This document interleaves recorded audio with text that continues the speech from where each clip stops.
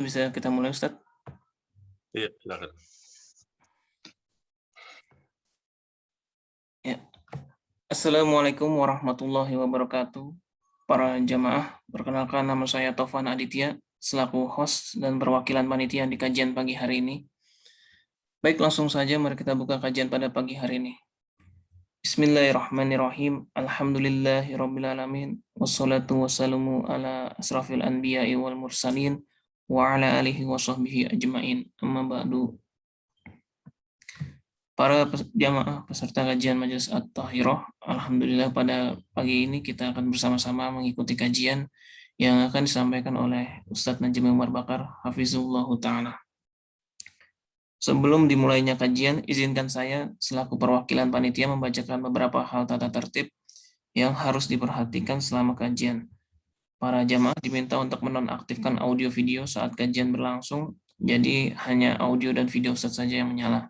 Ditunjukkan agar kita bisa lebih fokus menyimak materi yang disampaikan oleh Ustadz.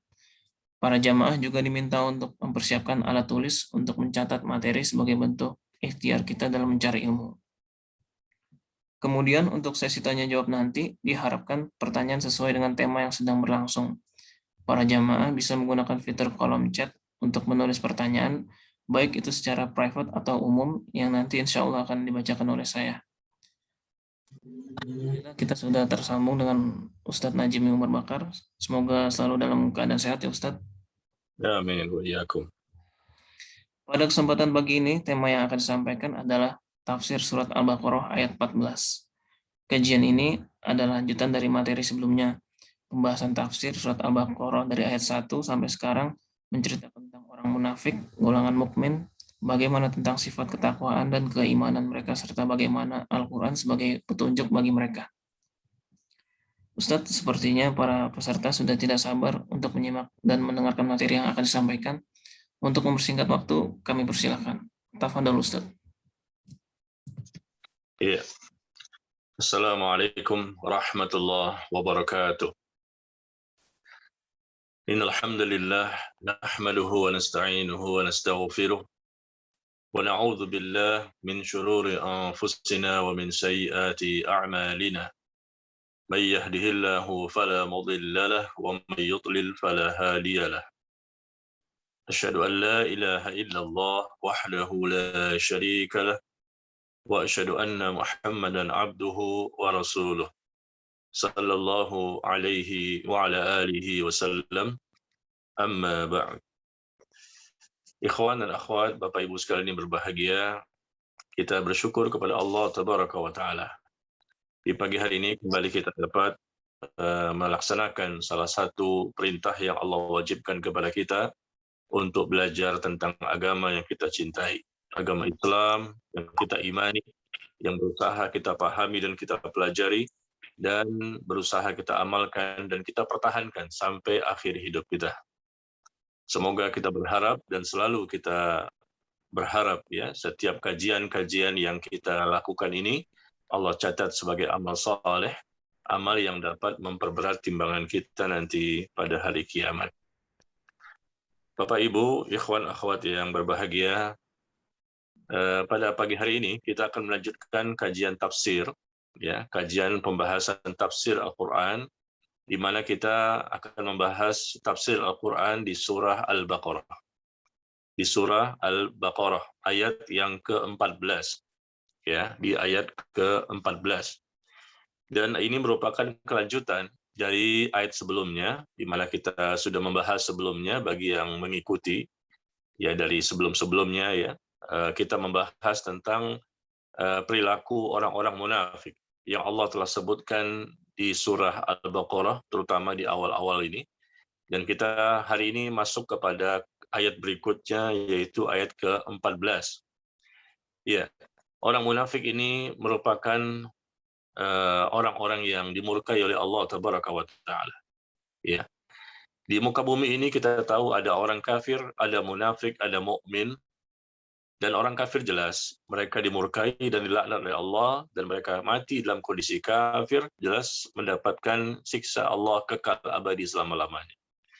Adapun yang mendapatkan keselamatan, kebahagiaan, pertolongan, perlindungan, ya, nikmat dunia akhirat adalah orang mukmin. Orang mukmin yang sebenar-benarnya mukmin, mukmin sejati, yang bertauhid, akidahnya benar, ibadahnya benar, akhlaknya benar, dan seterusnya. Mereka lah orang-orang yang mau diatur hidup dan kehidupannya oleh Allah Tabaraka wa Ta'ala dan Nabi-Nya alaihi salatu wassalam. Adapun orang munafik ini terus ada, ya. Dari zaman Nabi alaihi salatu wassalam sampai hari ini, sampai hari kiamat, selalu ada orang-orang munafik. Sebagaimana selalu ada orang-orang kafir, ya. Dan selalu ada juga insya Allah orang-orang mukmin. Begitulah kehidupan dunia yang berbeda-beda, ya. Dan manusia itu diberikan pilihan. Anda mau kafir silahkan, Anda mau munafik silahkan, Anda mau menjadi orang mukmin silahkan. Allah telah memberikan potensi. Allah telah memberikan berbagai macam potensi kepada manusia, ya, dari hatinya untuk bisa memikirkan, dari mata, telinga, lisan dan lain-lain untuk bisa menggapai kebenaran dan tetap di atas kebenaran sampai akhir hidup mereka. Nah, kita akan kembali membahas tentang bagaimana perbuatan orang-orang munafik sebagaimana yang telah Allah sebutkan di khususnya, ya, di surah Al-Baqarah ini, dan masuk kepada ayat yang ke-14. Di mana sebelumnya kita bahas sedikit di ayat yang ke-13. Di ayat yang ke-13 kita lihat bagaimana Allah juga menjelaskan bagaimana ciri khas mereka, perilaku mereka, dan ini perilaku bukan hanya terjadi di zaman Nabi saja, tapi perilaku, ya, tabiat mereka, perangai mereka, perbuatan mereka ini berlaku terus-menerus seperti ini polanya. Ya, bagaimana perilaku mereka ini akan seperti ini terus-menerus. Kita lihat di ayat yang ke-13. Kita mundur sedikit, ya. Di ayat yang ke-13, bagaimana Allah berfirman tentang mereka orang-orang munafik. Ketika mereka diajak untuk beriman. Ya, berimanlah sebagaimana para sahabat sudah beriman. Para sahabat ini orang-orang yang beriman dengan sebenar-benarnya. Mereka beriman kepada Allah, membenarkan apa yang Allah sebutkan dan membenarkan apa yang Rasulullah sampaikan. Dan mereka mengikuti. Tetapi orang munafik mengatakan bahwa justru orang yang istiqomah di atas Islam ini, mengikuti Allah dan Rasulnya, ya, mereka adalah orang-orang yang bodoh. Justru mereka itu disebut orang yang bodoh. Padahal levelnya para sahabat yang sangat paham, berilmu, ya, beriman, berjuang, korban, tapi dikatakan mereka orang yang bodoh. Subhanallah, bagaimana lagi dengan kita, jamaah? Kita ini bukan para sahabat Nabi alaihissalatu wassalam. Tentunya iman kita, ilmu kita, dan amal kita jauh dibandingkan para sahabat. Tetapi level para sahabat saja yang sudah dimuliakan, diagungkan, ditinggikan, dipuji, disanjung oleh Allah dan Nabi-Nya alaihissalatu wassalam, ternyata dihina, diremehkan, diejek, direndahkan, bahkan dikatakan orang yang bodoh. Oleh siapa? Oleh orang-orang munafik. Orang-orang munafik di zaman Nabi alaihissalatu wassalam. Tapi, ya, mereka mengaku sebagai seorang muslim, KTP-nya Islam, ya, tapi terlihat sekali dari perkataan mereka, perbuatan mereka, ucapan mereka, ya, itu yang bisa kita ketahui. Dari hati kita tidak tahu sebenarnya, Allah yang Maha mengetahui. Di zaman Nabi alaihissalatu wassalam, hati mereka dibongkar oleh Allah dengan turunnya ayat. Ya, tapi di zaman sekarang kita tidak bisa mengetahui hati mereka, tapi bisa terdeteksi insya Allah. Bisa diketahui dari ucapan-perbuatan, sehingga kita bisa menggambarkan isi hati mereka. Yang sangat jelas, ya, bukan samar-samar lagi. Karena mereka menghina orang-orang beriman, meremehkan, merendahkan, ya, orang-orang beriman. Orang-orang yang berusaha menegakkan Al-Quran dan Sunnah. Ya, mereka perolok-olok, mereka jadikan bahan candaan, dan itu terjadi dari zaman ke zaman. Sehingga kalau para sahabat pun dikatakan orang yang bodoh, apalagi kita, maka sabar saja. Memang begitulah tipe orang munafik. Maka kata Allah Tabaraka wa Ta'ala, sesungguhnya mereka itulah orang-orang yang bodoh, tetapi mereka tidak mengetahuinya. Mereka tidak sadar kalau mereka itu orang yang bodoh tentang agama, tentang penciptanya, tentang nabinya, ya, tentang Islam dan seterusnya. Mereka itulah hakikatnya orang-orang yang bodoh. Maka Nabi alaihissalatu wassalam menyebutkan bahwa pada orang munafik ini ya terdapat sifat yaitu akhlak mereka tercela. Pasti itu. Ya. Akhlak mereka adalah tercela dan mereka tidak memahami agama secara mendalam. Tidak memahami agama secara mendalam karena memang tidak ada keberkahan dari ilmu mereka. Allah tidak berikan keberkahan. Mereka meskipun mereka terlihat muslim ya menyampaikan satu ayat atau hadis misalnya, tapi tidak ada keberkahan pada ilmu yang dia ketahui. Tidak ada keberkahan sehingga tidak menjadi orang yang paham betul tentang agama dan juga tidak memiliki akhlak yang mulia. Ya. Sedikit mukadimah nih ya saya sampaikan supaya kita sedikit nyambung ya tentang pembahasan kita karena bisa jadi ada di antara jamaah yang baru bergabung ya baru sampai ayat yang ke-14 padahal kita sudah bahas sebelumnya dari Al-Fatihah, Al-Baqarah ayat pertama sampai ayat yang ke-13. Ya, jadi intinya orang munafik ini terbagi dua, ada munafik i'tiqadi, ada munafik amali. Ada munafik i'tiqadi, ya, munafik yang berkaitan dengan keyakinan di hati, yang dia berdusta sebetulnya di hatinya. Tapi dengan lisan mengatakan dia beriman, di hatinya mendustakan. Ini munafik i'tiqadi. Betul-betul kemunafikannya yang menjadikan mereka keluar dari Islam. Adapun yang kedua, jenis munafik yang kedua, munafik amali. Munafik amali. Ya, tingkat kemunafikan yang kedua ini tidak sampai mengeluarkan pelakunya dari Islam. Tetapi dia muslim, tetapi dia memiliki sifat-sifat yang dikatakan juga ada benih-benih kemunafikan. Seperti kalau berkata suka dusta, kalau janji suka ingkar janji, kalau diberikan amanah maka mereka berkhianat, dan seterusnya. Maka marilah kita lihat bagaimana yang Allah sebutkan ini, sifat-sifat orang munafik ya, yang ada di awal-awal surah Al-Baqarah, dan sifat munafik yang ada di surah Al-Baqarah ini di awal-awal berkaitan dengan tingkat munafik i'tiqadi. Nah, perhatikan ya, jangan salah kaprah di sini. Jadi bukan munafik amali, hanya sekedar dia muslim tapi suka banyak dosa, jatuh pada dosa, terjerumus pada dosa-dosa besar, masih muslim. Dia masih mengucapkan 2 kalimat syahadat. Dia masih memiliki keimanan dan tidak membatalkan keislamannya. Itu munafik amali. Dan ini yang banyak terjadi di kaum muslimin. Tetapi kita bahas ini dari awal sampai sekarang ya, itu semuanya adalah tingkat kemunafikan yang pertama yang paling parah. Dan ini yang terjadi di zaman Nabi SAW dan juga terjadi di zaman sekarang. Ya, tapi kita tidak boleh menuduh sembarangan tentunya. Ya, ini semua harus dengan ilmu dan fatwa dari orang-orang yang berilmu yang bisa mengetahui siapa saja yang jatuh kepada tingkat kemunafikan yang pertama. Kalau tingkat kemunafikan yang kedua, mungkin bisa jadi banyak orang yang bisa menilai. Ya, mungkin dia suka bohong, suka ingkar janji, tidak amanah, dan lain-lain.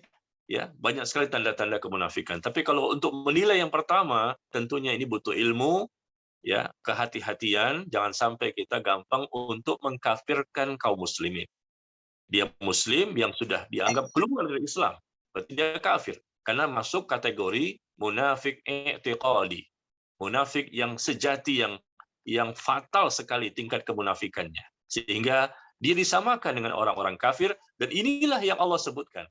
Dari pembahasan ayat-ayat sebelumnya sampai sekarang, ayat yang ke-14, 15, 16, 17, ya, dan seterusnya, ini orang-orang yang termasuk munafik i'tiqadi. Dan ini bukan di zaman sekarang. Di zaman Nabi sudah terjadi, luar biasa. Ya, bayangkan sudah bertemu dengan Nabi, mendengarkan firman Allah langsung turun, melihat mukjizat-mukjizat yang Rasul sebut, yang Rasul sampaikan. Subhanallah, masih juga terjadi munafik tingkat pertama. Inilah caranya syaitan ya, syaitan iblis ya, syaitan yang tidak pernah berhenti untuk menjerumuskan manusia ke arah kekufuran. Baik, mari kita baca lanjutan ayat ya. Al-Baqarah ayat ke-14. Surah Al-Baqarah ayat ke-14. Di mana Allah tabaraka wa taala berfirman, وَإِذَا لَقُوا الَّذِينَ آمَنُوا قَالُوا آمَنَّا وَإِذَا خَلَوْا إِلَى شَيَاطِينِهِمْ قَالُوا إِنَّا مَعَكُمْ إِنَّمَا نَحْنُ مُسْتَهْزِئُونَ. Nah, coba kita lihat jamaah sekalian. Firman Allah Al-Baqarah ayat ke-14. Allah berfirman, dan apabila mereka berjumpa, bertemu, ya berhadap-hadapan, ya laku. Wa idza laqul ladina amanu. Apabila mereka berjumpa berhadap-hadapan, ketemu langsung dengan orang-orang beriman, ya mereka berkata, kami telah beriman. Ya, amanna, kami telah beriman. Tetapi, ini menjadi masalah. Wa idza khalau ila syayatinihim. Ketika mereka ya kembali kepada setan-setan mereka, kepada pembesar-pembesar mereka, kepada para pemimpin mereka, maka mereka berkata, innama nahnu mustahzi'un, sesungguhnya kami bersama kalian, bersama pembesar-pembesarnya itu, dan kami hanya berolok-olok saja. Kami hanya mempermainkan mereka, orang-orang beriman, ya. Kami bercanda, kami bersenda gurau dengan mengatakan kalimat bahwa kami telah beriman. Sesungguhnya kami sama seperti kalian. Kami pun tidak beriman, tetapi kami sedang memperolok mereka dan mempermainkan mereka. Nah, di sini lihat orang-orang munafik. Sekali lagi bahwa perkataan ini tidak hanya berlaku di zaman Nabi saja sallallahu alaihi wasallam, tapi di zaman sekarang pun ada seperti itu.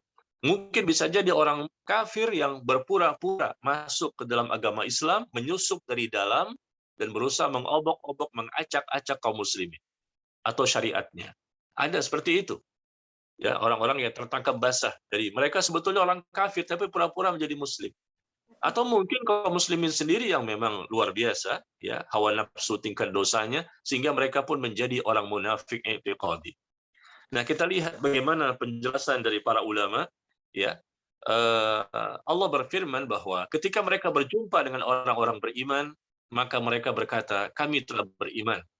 Ya. Tetapi ketika mereka kembali kepada setan-setan mereka, ini beda lagi. Berarti di sini mereka bertakiyah. Mereka bertakiyah, basa-basi, dan ini merupakan maksud mereka untuk menipu. Untuk menipu dengan kemunafikan yang mereka lakukan. Menipu kaum muslimin. Kaum muslimin tidak tahu kalau mereka ini munafik, tetapi mereka berpura-pura menjadi orang yang mukmin, padahal mereka tidak mukmin. Ya, bertakiyah. Takiyah ini sebetulnya kita pahami, ya. Sering kita dengar kata-kata takiyah, berpura-pura menyembunyikan identitas mereka, menyembunyikan keaslian mereka. Kata-kata takiyah ini di zaman sekarang lebih banyak kita sandarkan kepada orang-orang Syiah. Ya, orang-orang Syiah yang beragama Syiah. Karena Syiah inilah yang suka mengatakan kami muslim, padahal mereka bukan muslim.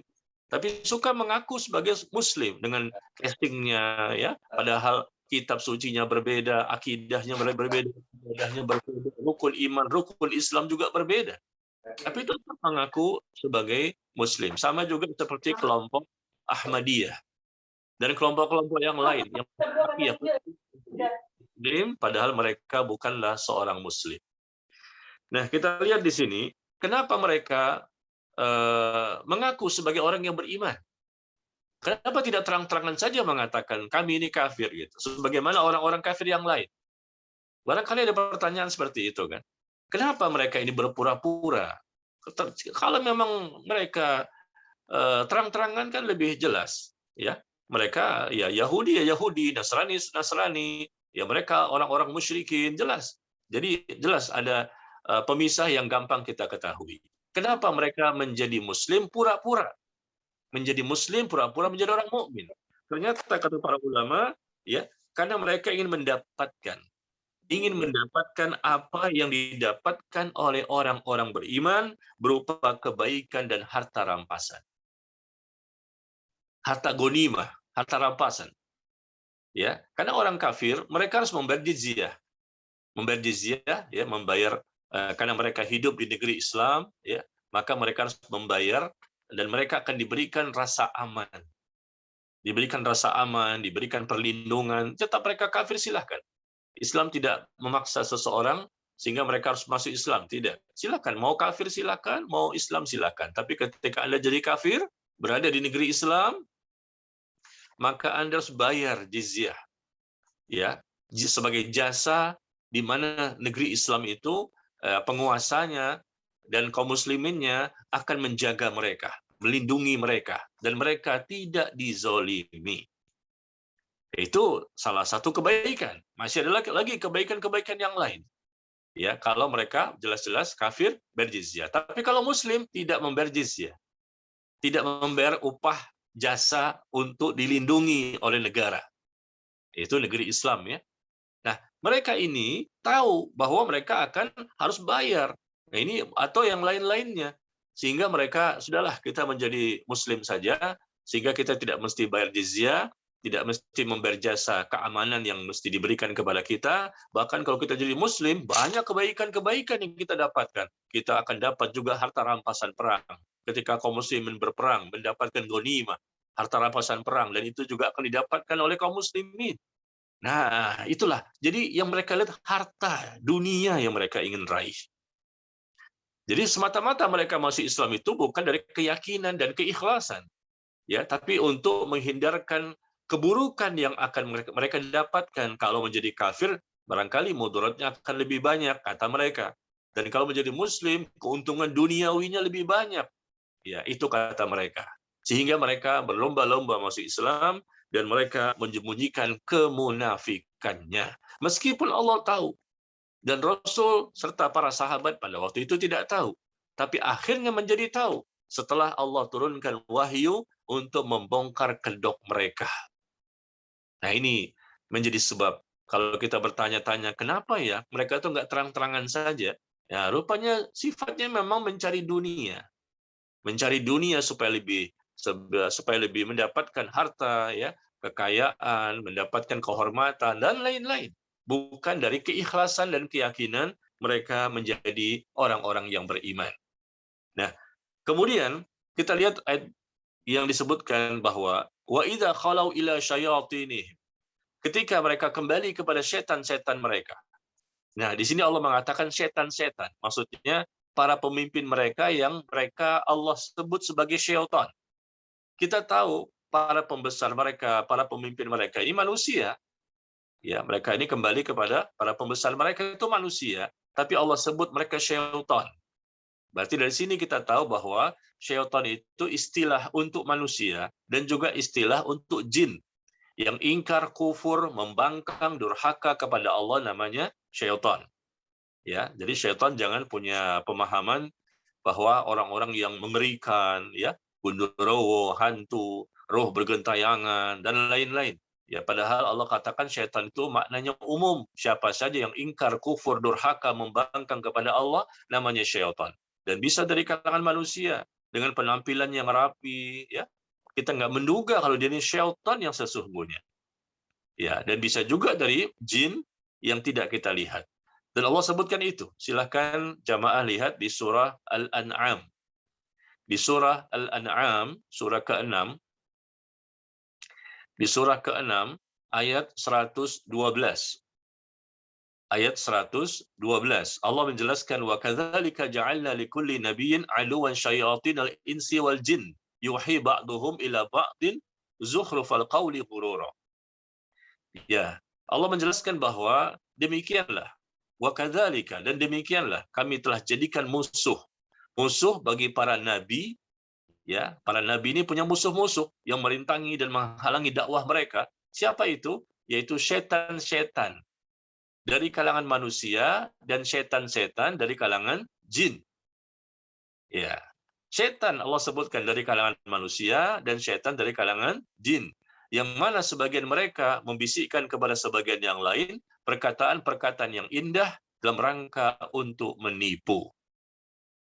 Ya, demikian. Jadi intinya saya ingin menjelaskan bahwa makna setan di sini di Al-Baqarah ayat ke-14 ya adalah setan dari jenis manusia. Tapi sebetulnya setan juga bisa dari kalangan jin yang Allah sebutkan dalam Al-Qur'an. Ya. Dan siapa yang dimaksud? Pembesar-pembesar mereka, pemimpin-pemimpin mereka. Dan disebutkan oleh Abdullah bin Abbas. Abdullah bin Abbas radhiyallahu anhuma ketika menafsirkan ayat ini, beliau mengatakan bahwa pemimpin atau pembesar-pembesar mereka ini adalah orang-orang Yahudi. Orang-orang Yahudi yang memerintahkan mereka untuk berbuat dusta, dan menyelisihi apa yang dibawa oleh Rasulullah SAW. Jadi orang munafik ini mendatangi orang-orang Yahudi, pembesar-pembesar pemimpin dari orang Yahudi, yang jelas mereka kafir. Dan di hadapan orang-orang pembesar Yahudi itu, mereka mengatakan bahwa kami sama seperti kalian, kami itu hanya ya berolok-olok saja. Nah ini, jadi kembalinya kepada syaitan itu maksudnya pembesar-pembesar dari kalangan Yahudi. Adapun dikatakan oleh Mujahid, ya Mujahid yang juga menafsirkan ayat ini, beliau mengatakan bahwa syaitan-syaitan di sini mereka adalah orang-orang munafik dan orang-orang musyrikin.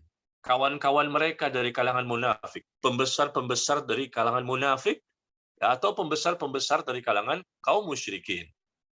Ya, tapi intinya sama ya, tidak ada perbedaan. Abdullah bin Abbas mengatakan syaitan pemimpin mereka ini adalah pembesar pemimpin dari kalangan Yahudi, yang jelas kafir juga, dan Mujahid mengatakan bahwa yang dimaksud di sini adalah teman-teman mereka atau pemimpin mereka dari kalangan munafik dan pemimpin mereka dari kalangan orang-orang musyrik. Itulah yang dikatakan pemimpin atau pembesar mereka, yang mereka mendatangi dan menjelaskan. Karena pemimpin ini mendengarkan. Pembesar mereka ini tahu. Ternyata ada segolongan manusia yang mengatakan kami telah beriman. Nah, jadi mereka mempertanyakan, bukankah kalian itu bersama kami? Jadi pembesar-pembesar ini ingin minta penjelasan dari mereka. Benarkah kalian ini telah beriman dengan mengatakan kami telah beriman?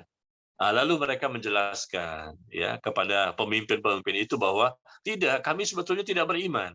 Kami hanya memperolok-olok saja. Kami menjadikan candaan dan permainan saja. Jadi mereka menegaskan bahwa tetap mereka itu mengikuti kekafiran dan mengikuti pembesar-pembesar dari kalangan mereka. Ya, naudzubillah min dzalik.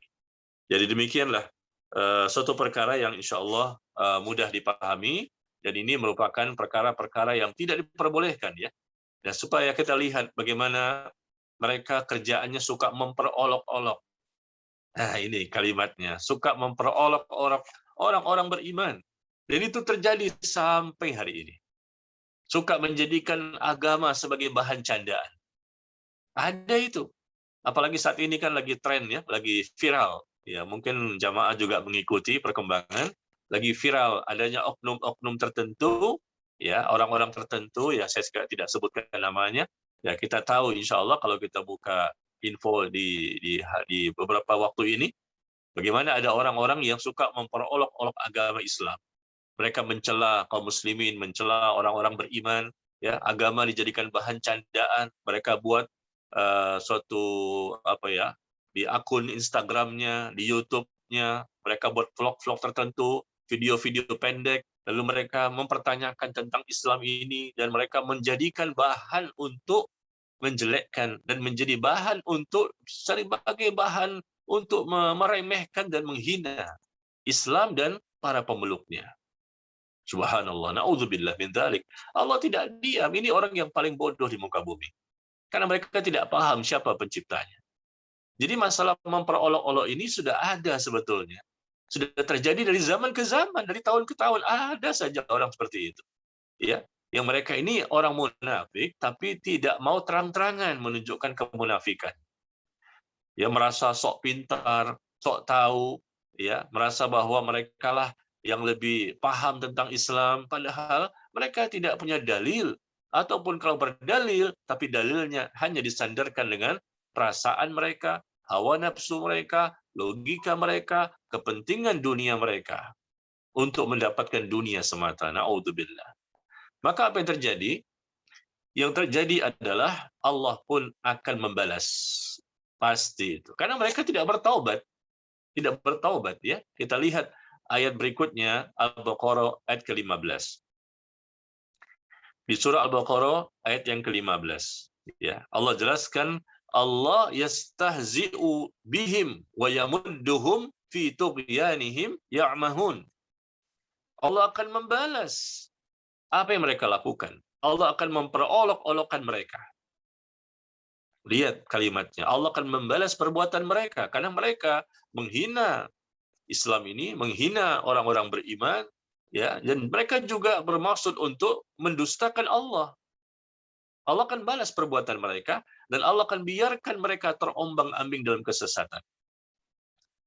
Ketika Allah biarkan mereka terombang-ambing dalam kesesatan, akhirnya mereka pun tidak sadar kalau mereka sedang berbuat kesalahan.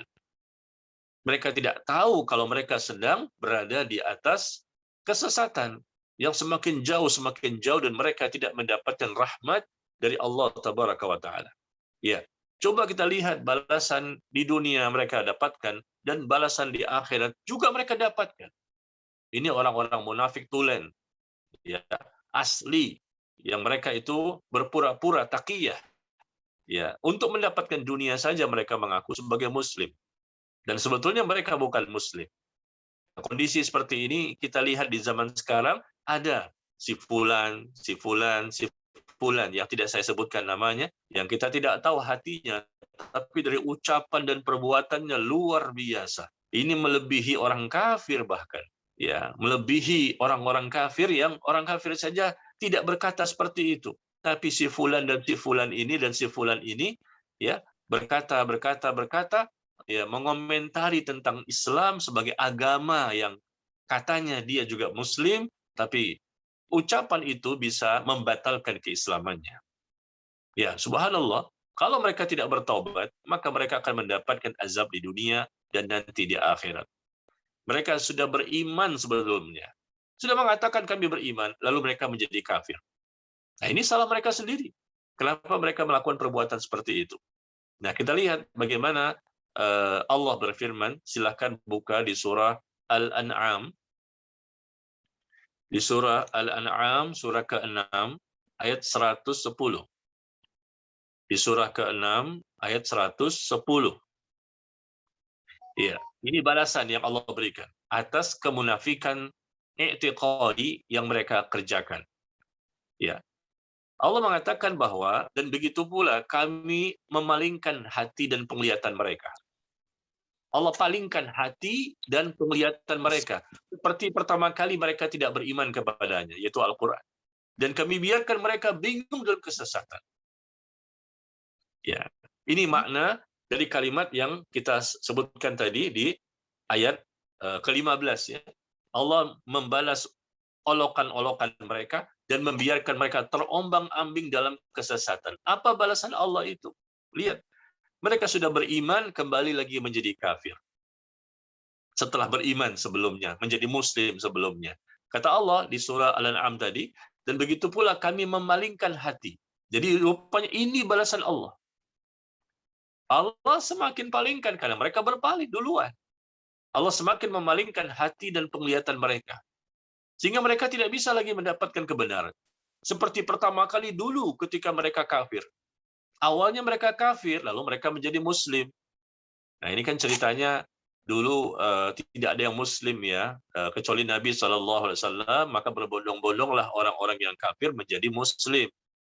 Kalau di zaman sekarang juga ada, awalnya mereka kafir sejak awal, lalu mereka menjadi muslim. Tapi ada juga orang yang muslim sejak awal, lahirnya dia muslim, orang tuanya muslim, tapi kemudian ya dia kemudian menjadi orang yang keluar dari Islam. Di sini Allah menggambarkan bahwa kami balas olokan-olokan mereka. Kami akan semakin palingkan hati dan penglihatan mereka seperti dulu ketika mereka tidak mengerti tentang Islam, seperti dulu ketika mereka tidak beriman kepada Al-Quran. Ya, jadi mereka dulunya kafir, sekarang menjadi lagi seperti kafir. Seperti dulu ketika mereka pertama kali belum menjadi orang beriman. Dan kami biarkan mereka bingung. Nah, fi tughyanihim ya'mahun. Kami biarkan mereka bingung dalam kesesatan. Sebetulnya mereka tuh bingung, resah, gelisah, ya tidak nyaman dan tidak tenang hidupnya. Tapi mereka sembunyikan itu. Karena orang munafik dan orang kafir pasti kita berani memastikan bahwa hidup mereka tidak bahagia. Meskipun mereka mengaku bahagia, hakikatnya tidak bahagia karena Allah menyatakan demikian. Allah biarkan mereka dengan kebingungan dan kesesatan, gelisah, ya, dengan kehidupan yang tidak menyenangkan dan tidak ada sesuatu yang menjadikan mereka tenang dan bahagia. Karena bahagia itu nikmat yang tidak Allah berikan kepada sembarang hamba. Bahagia yang sebenar-benarnya ya, bukan bahagia hanya ucapan. Nah, subhanallah, ini balasan Allah, ya. Allah biarkan mereka menjadi orang-orang yang terombang-ambing dalam kesesatan akibat dari perbuatan mereka. Yang berdusta kepada Allah, berdusta kepada Rasulullah, mereka mendustakan orang-orang beriman. Ya, Allah akan jadikan mereka menyesal dan merugi dunia dan akhirat. Coba kita lihat bagaimana kehidupan mereka nanti di akhirat. Kita baca di surah Al-Hadid. Ya, di surah Al-Hadid, surah ke-57, surah ke-57, ayat yang ke-13. Surah ke-57, ayat yang ke-13. Ini balasan Allah, di antaranya seperti ini, di antaranya. Balasan Allah kepada orang-orang munafik. Ya, di mana yauma yaqulul munafiqun wal munafiqat. Pada hari nanti di akhirat, orang-orang munafik dari kalangan laki-laki dan perempuan, mereka berkata kepada orang-orang beriman. Ya, orang munafik digambarkan oleh Allah akan berkata kepada orang-orang beriman. Yang dulu juga mereka berkata kepada orang beriman di dunia, sekarang mereka berkata kepada orang beriman di mana? Di akhirat. Kata mereka, tunggulah kami. Ya, lihat kalimatnya yang Allah sebutkan. Tunggulah kami ingin mengambil cahayamu. Ya, kenapa? Karena nanti orang-orang itu akan diberikan cahaya. Orang-orang beriman diberikan cahaya, ya orang-orang munafik juga akan diberikan cahaya. Dan cahaya inilah ya akibat dari iman dan amal saleh. Sebagai modal mereka untuk bisa selamat nanti di akhirat. Terutama ketika melewati sirat, jembatan yang terbentang di atas neraka Jahannam. Sirat ini lebih tajam dibandingkan pedang dan lebih halus dibandingkan rambut. Dan untuk bisa selamat ketika melewati sirat, ya harus memiliki cahaya yang banyak. Nah, di sini Allah membalas orang-orang munafik. Ya, ketika mereka ternyata cahayanya sangat sedikit. Bahkan yang sedikit ini pun lama-lama jadi padam. Sedangkan orang-orang beriman, itu cahaya sangat banyak. Jadi surah Al-Hadid ini kita baca di ayat sebelumnya ya. Ayat yang ke-12-nya, bagaimana orang-orang beriman mendapatkan cahaya yang begitu banyak sebagai modal mereka bisa selamat ketika melewati sirat. Dan kalau tidak selamat, na'udzubillah, maka orang-orang ini yang tidak selamat, yaitu dari orang-orang munafik, mereka akan terjungkal, jatuh ke dalam neraka Jahannam. Ya, nah di sini kita lihat orang-orang munafik ini mereka merasa kesulitan melewati sirat karena cahaya mereka sedikit dan sedikit ini pun lama-lama jadi padam. Maka mereka mengatakan, tunggulah kami ingin mengambil cahayamu. Ya, minta sedikitlah cahaya agar kami bisa berjalan dalam kegelapan ini. Ya, maka dikatakan kepada mereka, kembalilah kamu ke belakang. Cari sendiri cahaya untukmu. Ini masing-masing nafsi-nafsi. Orang semua membutuhkan cahaya. Ya, kita aja butuh cahaya, kenapa kita kasih ke orang? Ya, ini semua cahaya yang Allah berikan kepada masing-masing individu ya dengan sebab iman dan ilmu atau amal soleh yang telah mereka kerjakan. Dan masing-masing cahaya ini berbeda-beda, banyaknya cahaya yang mereka peroleh. Semakin baik iman dan amal solehnya ya selama di dunia, maka semakin banyak juga cahaya yang mereka peroleh sehingga mereka semakin cepat melewati sirat, semakin mudah melewati sirat, dan jelas selamat melewati sirat. Karena semakin banyak, tapi semakin sedikit cahaya atau tidak ada cahaya, ini menyebabkan mereka tidak bisa melewati sirat dan terjungkal. Nah, jadi orang-orang beriman mengatakan, kembalilah kamu ke belakang. Carilah sendiri cahaya untukmu. Lalu di antara mereka pun dipasang dinding pemisah yang berpintu. Di sebelah dalamnya ada rahmat, dan di luarnya hanya ada azab. Disinilah balasan Allah kepada siapa? Kepada orang-orang munafik. Nah, ya. Kalau orang kafir jelas, ya mereka pasti masuk neraka. Dan orang-orang munafik pun jelas, mereka juga masuk neraka kalau munafiknya sudah munafik i'tiqadi. Jenis munafik yang pertama, yang munafik tulen. Hanya berpura-pura saja. Sebagaimana pembahasan kita ini. Adapun munafik amali, jenis kedua, mereka bisa jadi diampuni oleh Allah, ya, karena mereka muslim sebetulnya, tapi muslim yang banyak berdosa. Ya, banyak sekali perbuatan dosa dan maksiat. Bisa jadi Allah ampuni dan bisa jadi juga Allah berikan balasan siksaan sesuai dengan kadar dosa yang mereka lakukan, dengan Allah masukkan mereka ke neraka. Tetapi mereka Muslim, mereka bertauhid, maka mereka tidak akan kekal selama-lamanya di neraka, dan mereka akan dikeluarkan dari neraka menuju surga. Adapun orang kafir atau munafik tulen i'tiqadi tadi, sebagaimana yang kita bahas, maka mereka kekal selama-lamanya di neraka jahanam. Nah, ini ada sedikit informasi kita jelaskan ya. Bagaimana Allah akan membalas mereka di dunia, dan Allah akan membalas mereka nanti di akhirat. Mereka akan terjungkal ketika melewati sirat, jembatan yang terbentang di atas neraka jahanam. Dan di dunia pun Allah tunjukkan balasan kepada mereka. Ya, berkali-kali, bahkan Allah sebutkan di surah As-Sajdah. Silakan buka di surah As-Sajdah. Surah ke-32 ayat ke-21. Surah ke-32 ayat ke-21. وَلَنُذِيقَنَّهُمْ مِنَ الْعَذَابِ الْأَدْنَىٰ دُونَ الْعَذَابِ الْأَكْبَرِ لَعَلَّهُمْ يَرْجِعُونَ. Dan sungguh kami akan timpakan kepada mereka sebagian azab di dunia ini sebelum mereka mendapatkan azab yang lebih besar. Ya, di dunia diberikan azab. Ya, berkali-kali Allah berikan ya balasan kepada orang-orang munafik ini. Ini berkaitan dengan orang munafik. وَلَنُذِيقَنَّهُمْ مِنَ الْعَذَابِ الْأَدْنَىٰ دُونَ الْعَذَابِ الْأَكْبَرِ. Sungguh kami akan timpakan kepada mereka azab di dunia, balasan di dunia, sebelum mereka mendapatkan balasan yang lebih besar lagi nanti di akhirat. Na'udzubillah. Dan tujuannya ternyata la'allahum yarji'un, agar mereka kembali dengan ditimpakan musibah azab ini, supaya mereka tumbuh rasa takut. Tumbuh rasa takut kepada Allah, sehingga mereka kembali menjadi seorang mukmin sejati. Jangan lagi menjadi munafik. Nah, ini jadi Allah itu maha luar biasa ya, maha pengampun, maha pengasih, maha penyayang. Jadi Allah masih membuka peluang-peluang bagi mereka untuk bertaubat. Ya, Allah melimpahkan musibah ya dalam rangka karena membalas perbuatan dosa mereka ya, dan tujuannya agar mereka kembali menjadi benar. Ya, inilah balasan dari olokan-olokan mereka, perbuatan-perbuatan mereka. Mungkin dengan cara mereka sakit, atau mungkin mereka ditimpa musibah bencana alam, atau mungkin yang lainnya. Ya, balasan-balasan dari perbuatan orang-orang munafik yang mereka suka memperolok-olok agama dan menjadikan agama sebagai permainan. Tidak boleh, jamaah sekalian. Jangan menjadikan agama sebagai permainan. Islam ini sebagai agama yang Allah turunkan.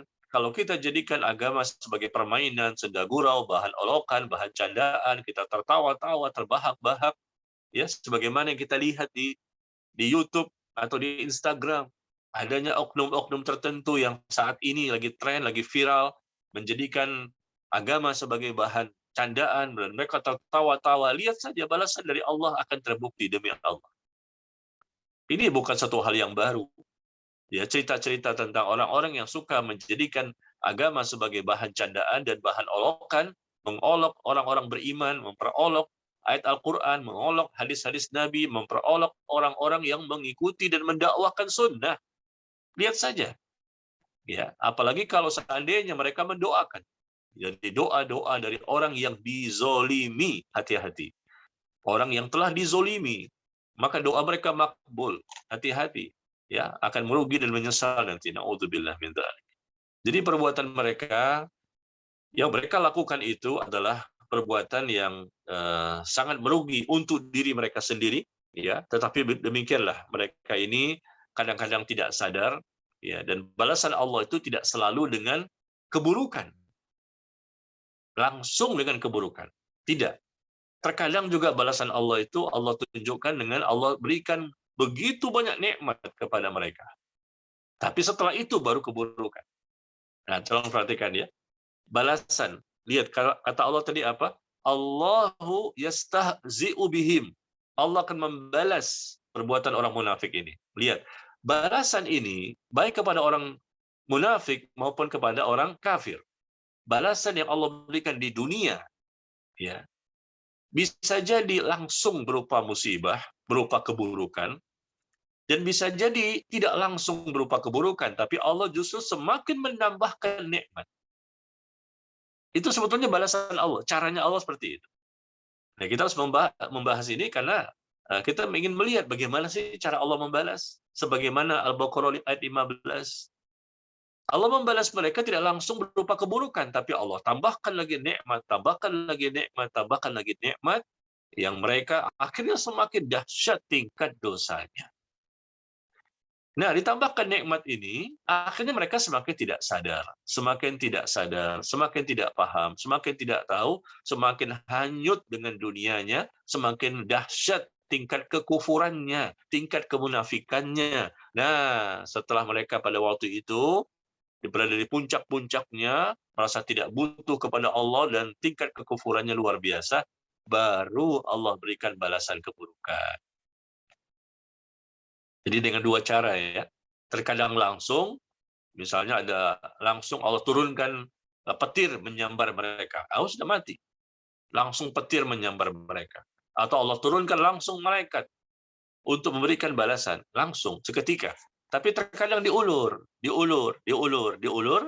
dan pada waktunya nanti baru diturunkan azab. Ya, sebagaimana Allah firmankan, coba lihat di surah Al-A'raf. Di surah Al-A'raf, ya, surah ke-7 ayat 182. Di surah ke-7 ayat 182. Allah menjelaskan walladzina kadzdzabu biayatina sanastadrijuhum min haitsu la ya'lamun. Dan orang-orang yang mendustakan ayat-ayat kami. Dan orang-orang yang mendustakan ayat kami. Ya, siapa yang mendustakan? Ya, ini orang kafir, orang munafik. Berpura-pura saja nih orang munafik, ingin memperolok-olok. Allah katakan, dan orang-orang yang mendustakan ayat kami biarkan mereka secara berangsur-angsur menuju ke arah kebinasaan dengan cara yang tanpa mereka sadari, dengan tanpa mereka ketahui. Ya, naudzubillah. Kami biarkan mereka secara berangsur-angsur istidraj. Secara berangsur sedikit demi sedikit, sedikit demi sedikit menuju ke arah kehancuran sebetulnya. Tapi mereka tidak sadar. Allah berikan tambahan nikmat itu bukan berarti Allah ridho kepada mereka. Allah nggak langsung timpakan musibah, bukan berarti Allah ridho kepada mereka. Tapi inilah caranya Allah membuat mereka itu supaya semakin apa? Semakin bertambah-tambah dosanya. Jadi perhatikan ya, kadang-kadang kita lihat kok orang ini nggak langsung diazab sama Allah ya. Dosanya kita sampai mengeluh dada gitu ya. Takut, kita aja takut mengucapkan kalimat ini. Kok ada manusia seperti ini? Ya.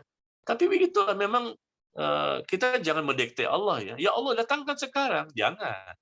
Ya, ini terserah Allah. Apakah sekarang, besok, minggu depan, tahun depan, atau kapan? Yang jelas perbuatan dia berdosa dan Allah akan balas. Ya baik, mungkin ketika kita masih hidup kita lihat balasannya, atau mungkin kita sudah mati duluan, baru Allah berikan balasan kepada mereka. Balasan di dunia jelas ada itu. Ya, jadi Allah akan biarkan mereka berangsur-angsur semakin kaya, semakin sukses duniawinya, semakin sehat badannya, semakin banyak sekali kekayaannya. Nah, itu caranya Allah sebetulnya, secara berangsur-angsur menuju ke arah kebinasaan dengan cara yang tidak mereka ketahui. Ini balasan karena mereka memperolok-olok ya kaum muslimin, mereka memperolok-olok Islam, mereka mendustakan Allah dan Nabi-Nya alaihi salatu wassalam. Ya, coba kita lihat Ali Imran. Di surah Ali Imran ayat 178. Di surah Ali Imran ayat 178. Iya. Ini juga sebagai tambahan ya. Ali Imran 178. Nah, di sini Allah menyebutkan wala yahsabanna alladziina kafaru annama numli lahum khairul li anfusihim. Innama numli lahum liyazdadu itsma walahum adzabun muhin. Jangan sekali-kali orang-orang kafir itu mengira bahwa tenggang waktu tempo yang kami berikan kepada mereka itu lebih baik. Nggak langsung diazab, dipending dulu oleh Allah. Jangan merasa lebih baik mereka ini. Merasa senang dengan apa yang mereka rasakan. Sesungguhnya tenggang waktu yang Allah berikan itu, yang kami berikan, kata Allah, kepada mereka, nggak langsung diazab seketika, nggak langsung dibalas kepada orang-orang munafik itu juga, Ini sebetulnya agar dosa mereka semakin bertambah. Ternyata ini tujuannya. Agar dosa mereka semakin bertambah, dan nanti pada saatnya, timing yang tepat, mereka akan mendapatkan azab yang menghinakan. Na'udzubillah. Ya. Ya, inilah akibat dari perbuatan mereka. Jadi kita bicara tadi balasan ya. Allahu yastahzi'u bihim wa yamudduhum fi tughyanihim ya'mahun. Allah membalas. Ya, pasti itu dibalas. Ya, cuma balasannya ada yang langsung, ada yang nanti pada waktu yang Allah kehendaki. Kemudian yang terakhir di ayat yang ke-16. Jadi kita sampai ayat ke-16 ya pada pertemuan kali ini insyaallah. Ayat yang ke-16 Allah menjelaskan, Ulaika alladzina ishtaraw ad-dhalalata bil huda fama rabihat tijaratuhum wama kanu muhtadin. Ayat yang ke-16 Allah menjelaskan mereka itulah ya orang-orang munafik tulain ini, mereka itulah orang-orang yang telah membeli kesesatan dengan petunjuk. Maka perdagangan mereka tidak akan beruntung dan mereka tidak mendapatkan hidayah. Wama kanu muhtadin. Mereka tidak mendapatkan hidayah untuk orang yang mendapatkan hidayah. Ya. Jadi mereka orang-orang yang membeli kesesatan dengan petunjuk.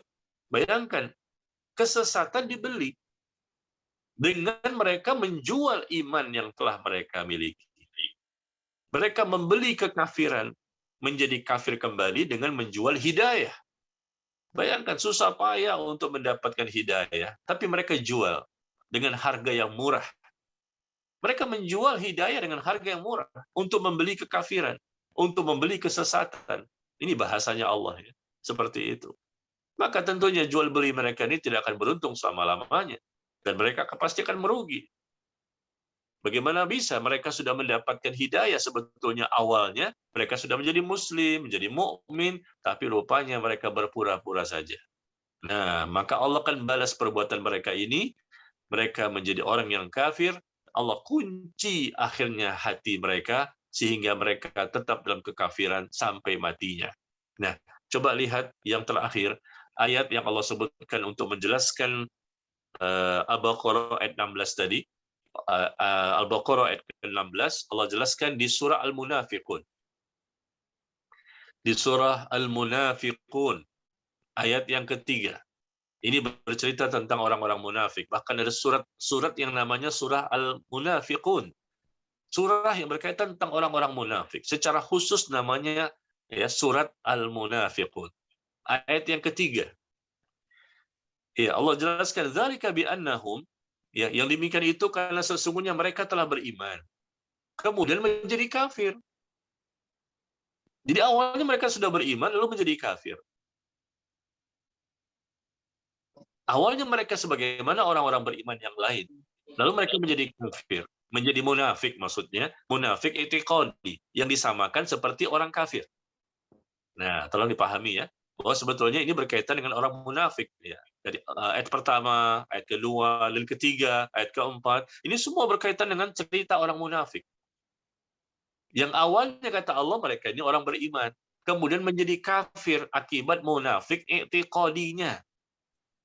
Maka hati mereka dikunci. Nah, di sini yang berbahaya. Fatubi'a ala qulubihim fahum la yafqahun. Kata Allah, hati mereka pun dikunci. Dikunci mati. Na'udzubillah min dzalik. Sehingga tidak bisa lagi mereka mengerti. Tidak lagi bisa mereka memahami. Tidak lagi mereka bisa mendapatkan hidayah jika Allah tidak menghendaki mereka untuk mendapatkan hidayah. Ya, kenapa mereka bisa seperti ini? Dikunci mati hatinya oleh Allah, yang awalnya mereka beriman menjadi kafir karena mereka menjual.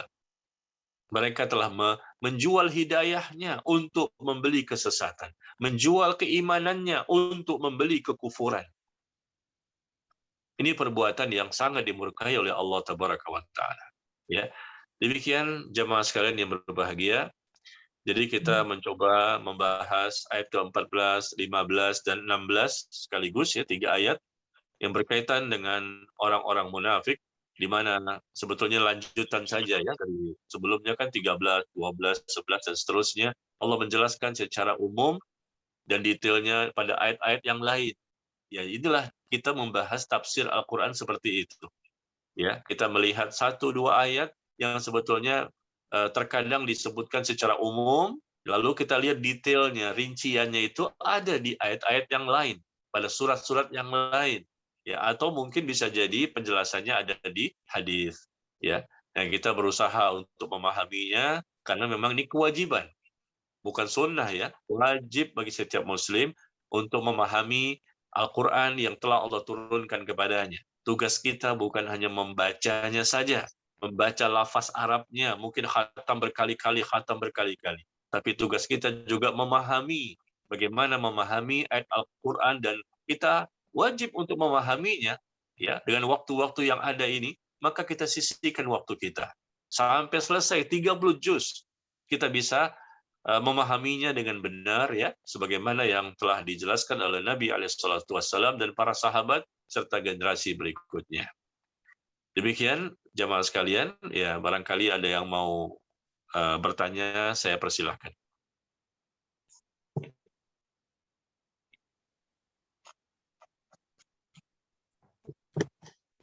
Ustadz, ada pertanyaan masuk.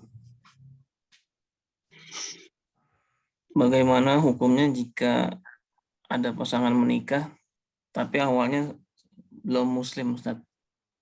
Jadi menikah antar cinta, atau apakah itu termasuk golongan munafik? Ya. Baik, terima kasih. Ketika ada, kita saksikan ya, orang lain, mereka menikah dengan cara mereka pindah agama menjadi muslim, yang awalnya mereka kafir. Mungkin laki-lakinya kafir atau mungkin wanitanya kafir, salah satu ya. Jadi mengikuti agama pasangannya, mengikuti agama pacarnya, orang yang dia senangi. Ya, wallahu alam bisawab, kita tidak bisa langsung memvonis ya. Yang pertama tentunya bisa jadi ada juga sih yang baik ya. Memang dia ingin menikah dan harus masuk Islam dulu supaya nikahnya sah, dan dia bermaksud baik. Sebelumnya dia mempelajari Islam. Ada yang seperti itu. Jadi betul-betul memang dia belajar, akhirnya tumbuh keyakinan meskipun awalnya pemicunya memang karena pacarnya itu atau orang yang dia sukai. Lalu dari situlah dia mendapatkan hidayah. Nah, bisa jadi mungkin pacarnya itu, ya ini maaf ya, istilah pacar ini sebetulnya nggak boleh dalam Islam.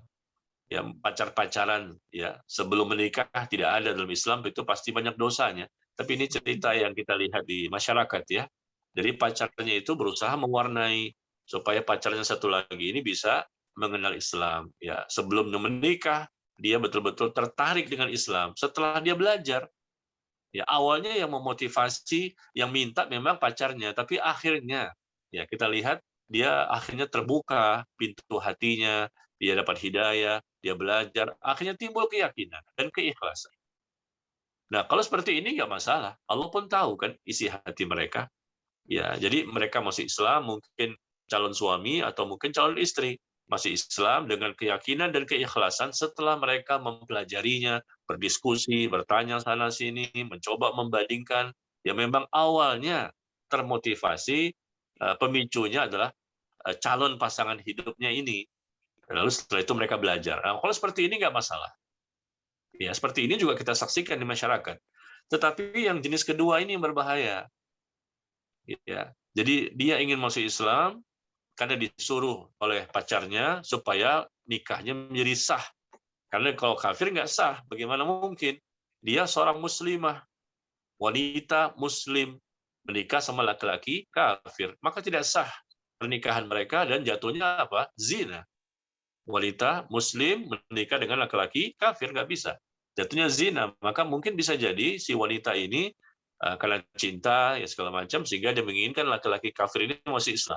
Nah, ternyata laki-laki ini yang masuk Islam tidak dengan keyakinan, tidak dengan keikhlasan. Barangkali mungkin ini pun juga ada kita saksikan di masyarakat, semata-mata karena cinta sama si wanita yang dia cintai saja, bukan karena dia yakin Islam sebagai agama, bukan dia yakin Allah sebagai pencipta. Nah, berarti dia pura-pura. Berpura-pura dia menjadi seorang muslim di sini. Nah, ini bisa jadi munafik i'tiqadi. Kalau ini kita dapatkan dan terbukti, ya termasuk dia munafik i'tiqadi, dia mengaku sebagai muslim, menjadi orang beriman, ya, tapi sebetulnya dia tidak yakin. Di hatinya mendustakan. Ada yang seperti ini. Meskipun sudah bertahun-tahun berumah tangga dan sang istrinya nggak tahu, ya, karena istri hanya melihat dari casing saja. Oh, kelihatannya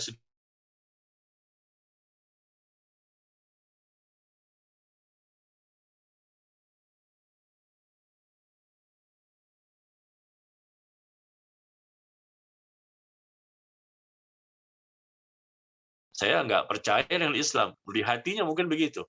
Ya berarti dia munafik i'tiqadi.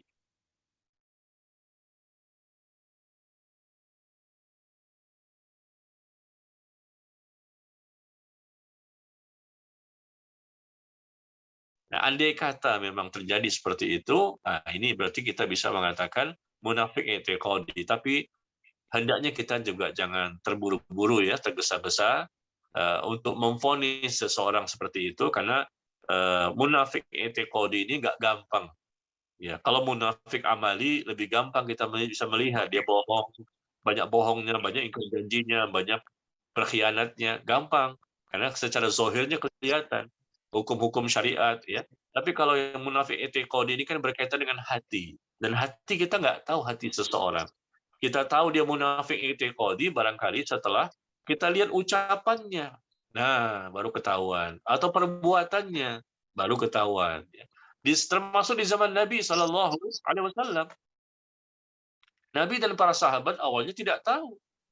Tapi karena Allah turunkan ayat untuk membongkar kedok hati mereka, orang-orang munafik tulen ini, akhirnya Rasul tahu.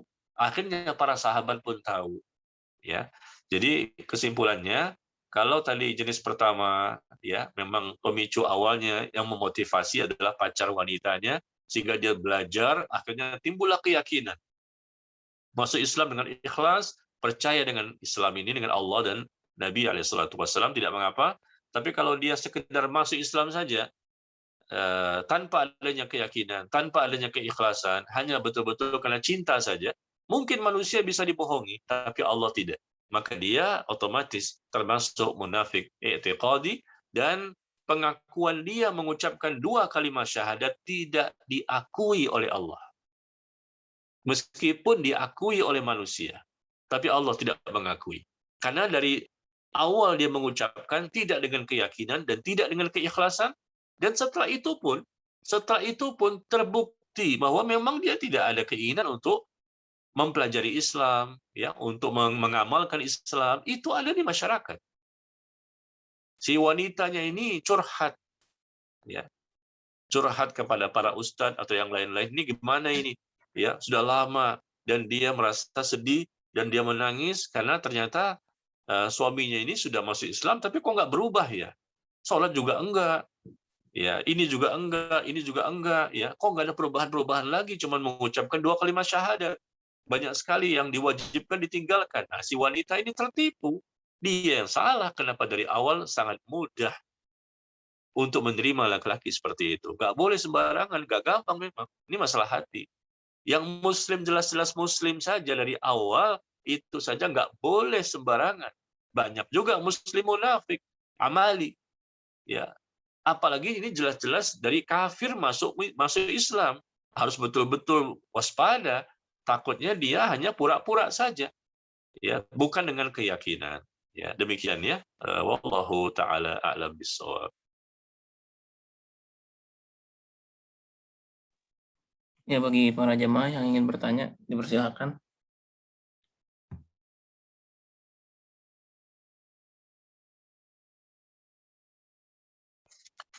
Iya. Sambil menunggu pertanyaan yang lain, saya akan tambahkan sedikit. Belum ada pertanyaan kan ya? Belum masuk Iya. lagi, Ustaz. Saya tambahkan sedikit sambil menunggu pertanyaan yang lain. Ketahuilah bahwa orang-orang munafik ini yang tadi dikatakan ketika bertemu dengan orang-orang beriman, dia mengatakan kami telah beriman. Ya, padahal mereka tidak beriman.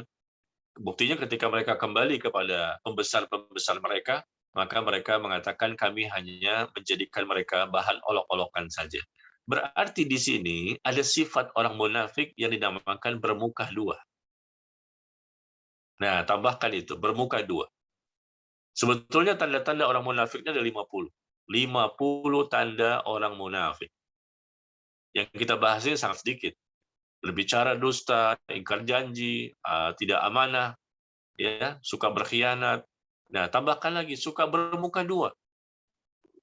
Wajhain, ya. Jadi mereka orang yang suka bermuka dua. Ke sini ngomongnya begini, ke sana ngomongnya lain. Nah, itu bermuka dua. Sama seperti ayat ke-14 tadi. Ya, bertemu dengan orang beriman seperti ini, ketemu sama orang-orang kafir ngomongnya beda lagi. Nah, ini suka bermuka dua demi dunia yang ingin mereka dapatkan. Nah, kita lihat bagaimana penjelasan dari Nabi SAW dalam hadis.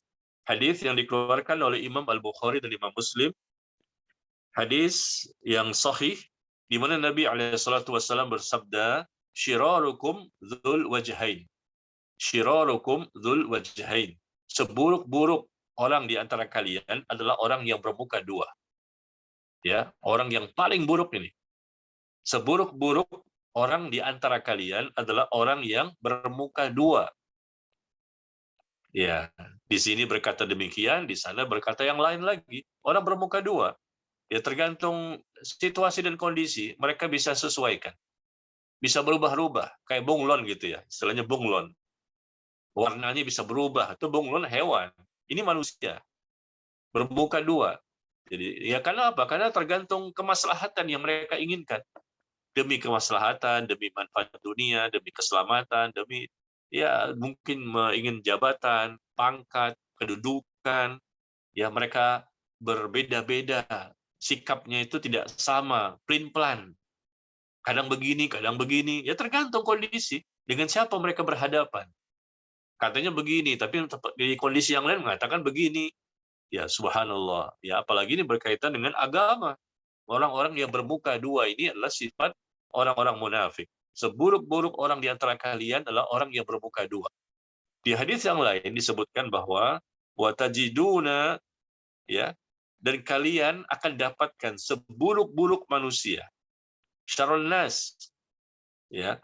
Watajiduna syarrun nas dzal wajhain. Dan sungguh kalian akan dapatkan seburuk-buruk manusia, yaitu orang yang bermuka dua. Ia mendatangi satu kelompok dengan satu wajah dan menemui kelompok yang lain dengan wajah yang lain pula. Nah ini, ya, na'udzubillah min dzalik. Jadi mereka bermuka dua. Satu kelompok mereka datangi dengan wajah seperti ini, mendatangi kelompok yang lain dengan wajah yang berbeda. Intinya karena mereka mungkin karena khawatir, karena ketakutan, dan lain-lain. Jadi tidak berani istiqomah, tidak berani tegar, ya, tidak berani mereka untuk berpegang teguh dengan ajarannya. Karena ada dunia di situ. Dunianya bisa membuat mereka goyang. Ya, ada fulus di situ, ada uang. Dan kata Nabi, likulli ummatin fitnah, wa fitnatu ummati al-mal. Pada setiap umat ini ada fitnahnya, ada ujiannya, ada cobaannya. Dan fitnah ujian bagi umatku, apa itu? Harta. Ujian bagi umatku adalah harta. Ya, makanya banyak orang yang bisa berubah pendirian. Yang awalnya mengatakan, oh ini nggak boleh, ini haram. Tapi begitu ada harta, ada uang, ada kedudukan, jabatan, ya langsung berubah. Akhirnya mengatakan, oh ini boleh, boleh. Ya tergantung kondisi. Ya bagaimana bisa. Ini uang ini sangat berbahaya sekali. Dan kita lihat ini bukan hanya menimpa kepada orang awam saja ya, mohon maaf. Ya, fitnah harta ini juga bisa menimpa para ustadz, bahkan para ulama sekalipun. Orang-orang yang berilmu, dia belajar puluhan tahun tentang agama, mendalam sekali. Titelnya sudah profesor, doktor. Tapi begitu ada harta, ada uang, bisa goyang. Kalau memang dia tidak ikhlas karena Allah, tidak punya rasa takut kepada Allah, tidak punya tingkat keyakinan yang benar kepada Allah, imannya bisa goyang. Meskipun sudah hafal Quran barangkali, mengerti bahasa Arab begini dan begitu, oh, Masya Allah, banyak kelebihan. Tapi, ya mohon maaf, ada yang seperti itu. Tentunya tidak semua. Ada orang-orang yang gampang sekali goyah imannya setelah adanya ujian berupa uang tadi. Ya, ini kenapa bisa seperti ini? Inilah namanya dunia. Dunia ini penuh dengan ujian dan cobaan, sehingga mereka pun rela nanti untuk bermuka dua untuk mendapatkan uang tadi. Ya, barangkali nanti ada yang bertanya, kenapa bisa begitu, Ustaz? Ya, karena memang ini ujian. Ya, Allah tidak jaga mereka, karena mereka tidak menjaga Allah, syariatnya. Mereka berpaling duluan, lalu Allah semakin palingkan hati mereka. Falamma zaghu azaghallahu qulubahum, kata Allah tabaraka wa taala di surah As-Saff. Silakan lihat di surah As-Saff, ya, surah ke-61 ayat yang kelima. Surah ke-61 ayat yang kelima, Allah berfirman, falamma zaghu azaghallahu qulubahum. Ketika mereka berpaling, maka Allah pun semakin memalingkan hati mereka. Ketika mereka paling, jadi mereka berpaling duluan. Mereka yang salah duluan, jangan salahkan Allah. Ketika mereka berpaling, maka Allah pun semakin memalingkan hati mereka. Nah, di sini lihat bagaimana orang-orang munafik yang kita bahas ini di awal-awal surah Al-Baqarah, ya mereka duluan yang berpaling. Karena mereka ingin mendapatkan harta ghanimah, mereka ingin mendapatkan kebaikan, mereka ingin mendapatkan keamanan, dan lain-lain ya dari orang-orang beriman. Lalu mereka akhirnya bermuka dua. Mereka berpaling duluan. Sehingga Allah semakin palingkan hati mereka. Ya, ketemu orang beriman, mengatakan demikian. Ketemu sama orang kafir, mengatakan demikian. Jadi bunglon, bermuka dua, sifat dari orang-orang munafik, demi harta, demi dunia yang mereka inginkan, dan sehingga karena mereka berpaling, akhirnya Allah pun semakin memalingkan hati mereka, dan maksudnya di sini, semakin dipalingkan, Allah pun semakin biarkan mereka berada pada kesesatan-kesesatan, Allah biarkan mereka melakukan dosa-dosa yang lain yang lebih banyak, dan akhirnya Allah kunci mati hati mereka. Na'udzubillah min dzalik. Ya, sampai di sini sudah ada pertanyaan? Ada pertanyaan masuk, Ustaz? Ya. Termasuk munafik kalau melarang sesuatu kemudian melakukannya. Misalkan melarang musik tapi masih suka mendengarkan. Na'udzubillah min dzalik ya, na'udzubillah min dzalik. Ya, tentunya tidak boleh kita seperti itu ya. Kita melarang sesuatu tapi kita juga melakukannya. Larangan yang sudah jelas haram, ya tapi kita juga melakukannya. Apa saja sebetulnya, bukan hanya contoh musik tadi. Apa saja sebetulnya yang jelas-jelas haram, ya. Lalu kita juga mengerjakan. Melarang orang, tapi kita mengerjakan. Menyuruh orang, tapi kita tinggalkan. Ya, sekali lagi, melarang orang lain mengerjakannya, tapi kita mengerjakannya. Menyuruh orang untuk melakukan sesuatu, tetapi kita meninggalkannya. Ya tentunya ini termasuk masuk kepada bab perbuatan orang-orang munafik. Ya, artinya kalau perbuatan ini menjadi suatu perbuatan yang kontinu terus-terusan, nah ini sangat berbahaya sekali bagi keimanannya. Coba kita lihat ya, bagaimana firman Allah di surah As-Saff, di awal-awal surah As-Saff, surah ke-61. Allah mengatakan, ya ayyuhalladzina amanu, lima taqulun ma la taf'alun. Ya, wahai orang-orang yang beriman, kenapa engkau mengatakan sesuatu yang engkau tidak lakukan? Lihat kata Allah ini di surah As-Saff ya, surah ke-61 ayat berapa itu? Di awal-awal surah As-Saff, surah ke-61. Ya, ya ayyuhalladzina amanu, kalau tidak salah ayat yang kedua ya atau ketiga itu. Ya ayyuhalladzina amanu, wahai orang-orang yang beriman, lima taqulun, kenapa engkau mengatakan sesuatu yang kamu tidak kerjakan?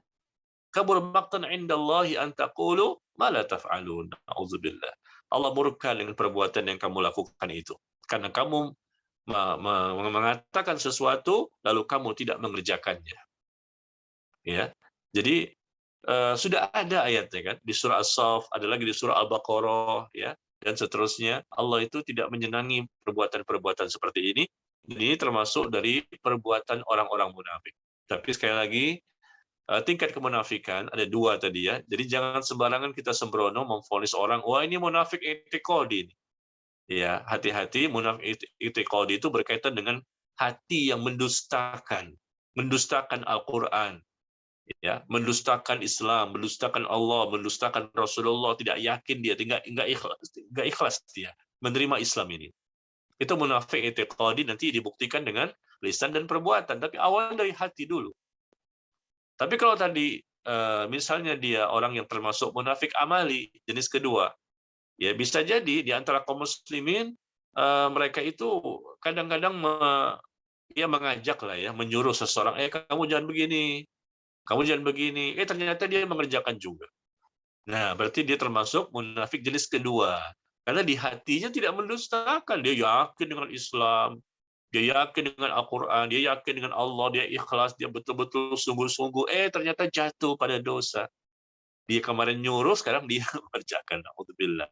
Kemarin dia memerintah, sekarang dia tinggalkan. Nah, berarti dia jatuh pada dosa, ya dia manusia, bukan malaikat. Cepat-cepatlah untuk istighfar, ya cepat bertaubat. Itu orang beriman ya. Orang beriman itu kalau jatuh pada dosa, segera bertaubat, segera istighfar, minta ampun kepada Allah, segera berubah. Jadi dia mukmin lagi. Jadi mukmin lagi yang lebih baik insya Allah. Nah, bedanya dengan orang-orang munafik, ini ciri khas orang munafik juga. Tapi kalau orang munafik itu adalah ketika jatuh pada dosa, mungkin dosa tadi ya, memerintahkan sesuatu tapi dia tidak mengerjakan, mengucapkan sesuatu tapi dia meninggalkan. Nah, ini orang munafik maksudnya dia berbuat tapi tidak segera bertaubat. Tidak bertaubat. Apalagi terus-menerus dalam perbuatan seperti itu. Itulah namanya munafik. Tapi kalau dia jatuh pada perbuatan itu, langsung segera bertaubat, dia beriman. Dia mukmin. Mukmin itu bukan berarti nggak punya dosa. Mukmin itu juga bisa salah. Kita ini semua mengaku mukmin, tapi juga kita banyak salah. Itu bedanya mukmin dengan munafik amali. Ya, muslim munafik dengan muslim mukmin. Bedanya di mana? Kalau muslim mukmin jatuh pada dosa, segera bertaubat, segera perbaikan. Adapun kalau muslim munafik jatuh pada dosa, mereka nggak mau bertaubat. Dan bahkan kontinu terus-menerus dalam dosa. Nah, inilah namanya muslim munafik. Dosa-dosa besar menjadi kebiasaan.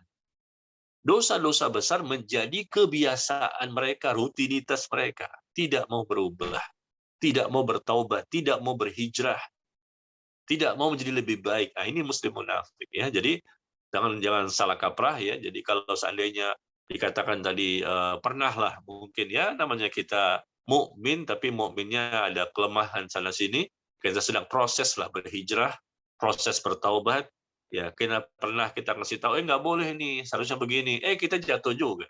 Ya sudah, kita sebetulnya hakikatnya awalnya mukmin, tapi melakukan ada sifat-sifat kemunafikan. Nah, kalau betul-betul mukmin, ketika dia seperti itu kan dia tahu dia salah. Nah, segera dia bertaubat. Hakikatnya dia masih mukmin. Ya, tapi kalau munafik, memang awalnya memang dia munafik. Dan dia akan terus-menerus melakukan perbuatan seperti itu dan tidak mau bertaubat atau menunda-nunda taubat. Ya, naudzubillah. Demikian. Wallahu taala a'lam bissawab. Ya Ustaz, ada pertanyaan masuk lagi. Jika di suatu keluarga ada yang berbeda agama, apakah toleransi beragama termasuk munafik? Iya. Toleransi dalam beragama ya. Apakah termasuk munafik? Ya kita lihat dulu masalahnya apa dulu nih. Ya memang kita harus berbuat baik dengan mereka, kan mereka tidak menzolimi kita, mereka tidak memusuhi kita, ya mereka masih keluarga kita ternyata ada yang kafir. Ya hubungan baik tetap ada, kita adil dengan mereka, baik dengan mereka, karena mereka juga baik dengan kita, tidak memusuhi kita dan tidak memerangi kita, dan tidak mengusir kita dari kampung halaman kita.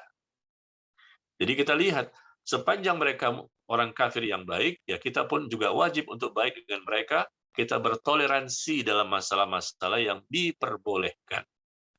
Kita bekerja sama dalam masalah-masalah yang dibenarkan. Ya, kita membantu mereka, meringankan beban mereka. Mungkin mereka pinjam duit, ya kita kasih pinjaman uang.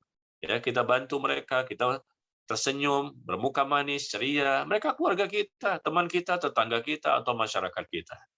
Kita tetap berbuat baik. Allah tidak melarang kita untuk berbuat demikian selama mereka baik. Ya, tapi kalau mereka memusuhi kita, bahkan jelas memerangi kita, itu beda lagi sikap kita. Ya, kita harus menjaga jarak dengan mereka karena mereka memusuhi kita. Tapi kalau mereka tidak seperti itu, maka tetap kita wajib berhubungan dengan baik dan itu berkaitan dengan masalah-masalah dunia. Toleransi kita dalam masalah dunia. Tapi kalau sudah masuk kepada masalah agama, nah itu yang nggak boleh. Tidak ada toleransi dalam masalah agama. Maksudnya kita pun melakukan perbuatan yang menjadi ibadah mereka, misalnya. Nah itu nggak boleh. Kita pun melakukan perbuatan yang menjadi ritual mereka, syiar mereka, simbol mereka. Nggak boleh. Ini bukan toleransi yang benar. Ini kebablasan namanya. Bukankah Allah mengatakan, lakum dinukum waliyadin. Agamamu, agamamu, agamaku, agamaku. Jadi berkaitan dengan agama, nggak boleh. Allah langsung yang menjelaskan, agamamu, agamamu, agamaku, agamaku. Kita beda. Nggak bisa saling toleransi dalam masalah agama. Silakan masing-masing sajalah. Ya, masing-masing kita punya keyakinan, kita punya agama yang berbeda. Kita nggak bisa toleransi. Kamu punya kamu, saya punya saya. Lakum dinukum waliyadin. Ya. Tetapi kalau sudah masalah dunia, nah dunia kita boleh toleransi. Ya, kita toleransi di sini artinya berhubungan baik. Ya, bekerja sama, kita bermuamalah, saling pinjam meminjam, saling kita barangkali membantu, meringankan beban. Kita bergotong royong di masyarakat, tetangga, keluarga, berhubungan baik, memberikan hadiah-hadiah. Ya, kita juga berusaha untuk menasihati mereka, mendakwahi mereka, dan seterusnya. Jadi, yang tidak boleh ada toleransi itu khusus kalau sudah berkaitan dengan agama. Ya, karena kita punya agama yang berbeda, tentunya punya akidah yang berbeda, ibadah berbeda. Nah, nggak bisa dipaksakan. Masa akidahnya berbeda dijadiin satu. Masa ibadahnya berbeda dijadiin satu. Nggak boleh. Allah murka, Allah marah, dan Allah tidak menghendaki kita melakukan perbuatan seperti itu. Ya, jadi tolong perhatikan, bukan kita ekstrim, bukan kita keras, tapi kita ini ingin menyesuaikan sebagaimana yang diinginkan oleh Allah, bukan yang diinginkan oleh kita. Hati-hati, bukan yang diinginkan oleh kita. Kalau itu berkaitan dengan agama, agama ini bukan punya kita. Agama ini yang punya Allah. Allah yang punya Islam ini, Allah turunkan agama ini, Allah ajarkan kepada Nabi SAW agar Rasul mengajarkan kembali kepada umatnya, dan Rasul memberikan contoh tauladan yang terbaik. Jadi agama ini nggak boleh sembarangan, kita nggak boleh mengacak-acak, nggak boleh seenaknya. Oh nggak boleh, nggak apa-apa ini, oh nggak apa-apa menurut kita, menurut Allah nggak boleh. Ya, jadi kita nggak boleh memahami agama sebagaimana pemahaman kita, mempraktekkan agama sebagaimana praktek kita. Pokoknya disesuaikan dengan perasaan, logika, keinginan, ya nggak boleh. Yang namanya agama itu totalitas. Apa kata Allah, apa kata Rasul, bukan apa kata kita. Apa kata Allah, apa kata Rasul, itulah kebenaran. Dan apa yang dipraktekkan oleh para sahabatnya, itulah kebenaran. Bukan apa kata kita. Karena kalau kata kita, masing-masing kita punya keinginan yang berbeda-beda. Kalau dikembalikan kepada kita, maka masing-masing kita punya perasaan yang berbeda-beda. Sehingga memakin terpecah belahlah kaum muslimin dan akan rusak. Karena masing-masing orang berbeda-beda keinginannya. Ya, jadi jangan main perasaan dalam menilai agama. Jangan pakai logika semata dalam menilai agama. Jangan pakai hawa nafsu dalam menilai agama. Agama ini harus disesuaikan bagaimana Allah dan Rasul yang mengajarkan. Ketika Allah dan Rasul mengatakan tidak boleh, ya tidak boleh. Ya, toleransi kita seperti itu. Karena Allah mengatakan bahwa lakum dinukum waliyadin. Agamamu silakan, kami nggak akan mengganggu, kamu pun jangan mengganggu agama kami. Dan jangan khawatir kalau andai kata barangkali mereka mengucapkan selamat Idul Fitri, ya, mereka orang kafir mengucapkan selamat Hari Raya, ya. Kok kita nggak mengucapkan, nggak enak lah. Nanti apa kata orang? Kayaknya kita nggak adil gitu. Ini contoh saja kan. Seharusnya kan kita mengucapkan selamat Natal ya, nah, gitu. Nah, kita pakai perasaan di sini. Karena mereka mengucapkan, masa kita enggak? Nah, perasaan bermain. Lihat kata Allah dan Rasul bagaimana? Allah dan Rasul melarang kita. Karena apa yang mereka kerjakan sebagai ibadah mereka itu, ya ini kan ibadah. Tidak dibenarkan oleh Allah dan Rasul. Dan pada saat itu mereka sedang mempersekutukan Allah. Bagaimana mungkin kita memberikan selamat kepada orang yang sedang mempersekutukan Allah? Allah murka kalau kita ngucapin selamat. Ya, dan bahkan Nabi dan para sahabatnya, para tabi'in, tabi'ut tabi'in, dan seterusnya tidak pernah mencontohkan mengucapkan selamat Natal. Jadi contohnya dari mana ini? Nah, ini kan sekedar contoh saja ucapan selamat Natal yang kadang-kadang kita disebutnya nggak toleransi, subhanallah. Kalau memang ini betul-betul toleransi yang benar, tentunya Rasulullah, sahabat, tabi'in, tabi'ut tabi'in, dan para ulama dahulu, tentunya lebih dahulu mencontohkannya. Kok mereka nggak mengucapkan selamat Natal? Kita orang-orang belakangan saja. Lihat sebagian dari kaum muslimin. Padahal mereka itu lebih paham loh, Rasulullah, para sahabat, dan seterusnya lebih paham tentang agama ini. Tapi mereka tidak pernah mengucapkan itu. Karena mereka tahu bahwa ini adalah bentuk ibadah mereka. Kita nggak boleh ganggu, nggak boleh ucapin selamat. Ini bentuk akidah mereka. Kita jangan ganggu, silakan. Lakum dinukum waliyadin. Meskipun mungkin mereka suka memancing-mancing kita dengan mereka mulai lebih dahulu mengucapkan selamat Hari Raya Idul Fitri, selamat Hari Raya Idul Adha. Ya, itu dalam agama mereka dibolehkan. Ya silakan, itu agama mereka. Di agama kita nggak boleh. Jadi jangan ukur toleransi itu secara perasaan. Lihat apa kata Allah. Allah memperbolehkan atau tidak? Rasulullah memperbolehkan atau tidak? Itulah yang namanya kebenaran. Ya, yang kita lakukan dalam kehidupan sehari-hari, ya, apakah kita berhubungan dengan kaum muslimin atau berkaitan dengan orang-orang kafir. Demikian, wallahu a'lam. Ada pertanyaan masuk lagi, Ustaz. Apabila kita ada di salah satu grup sering mengirimkan musik, apa sebaiknya kita keluar saja? Iya, apabila di suatu grup WhatsApp barangkali ya, atau di yang lain suka mengirimkan musik, ya tentunya kita jangan tergesa-gesa untuk keluar dari grup tersebut. Ya kita nasihatilah dia. Ya kita nasihati dia agar tidak mengirimkan hal-hal seperti itu. Barangkali dia tidak tahu, mungkin dia tidak paham, dia nggak mengerti tentang hukum musik, dan ini menjadi apa ya? Menjadi sesuatu yang kita lihat sebagian besar kaum muslimin tidak tahu. Ya, termasuk kita dulunya kan, kita juga nggak tahu hukum musik itu. Ternyata musik itu haram. Kita nggak pernah tahu karena nggak diajarkan sejak dahulu. Subhanallah, kita dari SD, SMP, SMA sudah menjadi muslim kan, sudah belajar agama. Tapi kok hukum musik itu nggak disebutkan, nggak disampaikan oleh para dai-dai kita, ustadz-ustadz kita. Ternyata mereka pun juga mungkin bisa jadi nggak tahu, ya, karena orang yang mengajarkan sunnah itu sangat sedikit jumlahnya. Sampai hari ini pun alhamdulillah, meskipun sudah banyak dai-dai sunnah, ya, dai-dai yang mengajarkan hukum Islam secara benar, tapi tetap saja masih sedikit.